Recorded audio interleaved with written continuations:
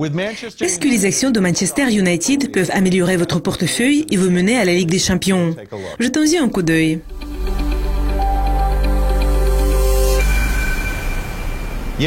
Oui, vous avez bien compris, nous allons parler de Manchester United, un club anglais de football très connu, basé à Manchester, aux Midlands, en Angleterre. Les actions du club sont cotées en bourse. Les traders peuvent acheter et vendre les actions de Manchester United à tout moment. La question est de comprendre si vous voulez avoir des actions de Manchester United. Vous pouvez aimer l'équipe ou admirer Sir Alex Ferguson, un ancien entraîneur de l'équipe. Mais quand il s'agit de Manchester United, il s'agit d'une formidable franchise, de revenus, du parrainage, d'une marque. La question est de comprendre si cela pourrait apporter quelque chose pour vous et pour votre portefeuille, sans prendre en compte votre intérêt envers cette équipe en tant que fan. Jetons un coup d'œil aux actions. Les actions de Manchester United sont négociées actuellement à environ 17 $ l'action. Mais en 2012, quand Manchester United a été introduit en bourse, elle se négociait au niveau de 14 $. Donc nous n'avons pas vu d'appréciation importante. Pourquoi?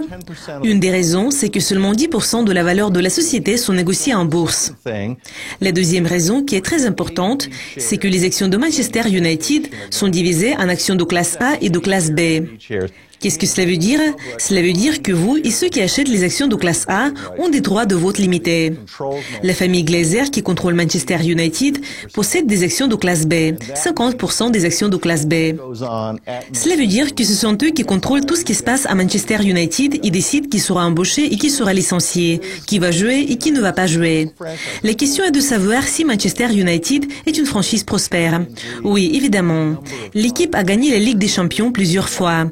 C'est un des clubs de la première ligue d'Angleterre. Je ne peux pas dire combien de fois l'équipe a gagné car je ne suis pas le fan des Diables Rouges, mais je peux vous assurer que c'est un club de football qui a beaucoup de succès. Cependant, cela ne signifie pas que ces actions pourraient améliorer votre portefeuille. Pourquoi? Vous n'avez presque pas de contrôle. Vous n'avez accès qu'à 10% des actions. Ce qui ne me plaît pas, c'est que la société dépense tout son argent en le réinvestissant dans les joueurs, dans le développement de la marque, dans le co-branding.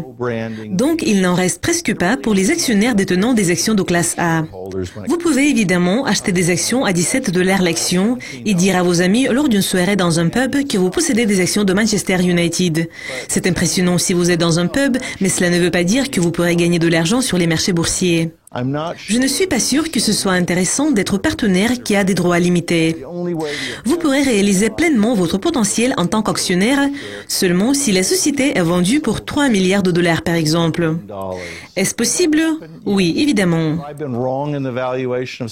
Je dois dire que les actions de cette sorte ne me plaisent pas, mais il y en a beaucoup sur le marché. En ce qui concerne Manchester United, c'est une société prospère. Mais je pense que le potentiel de cette sorte d'action a été déjà réalisé.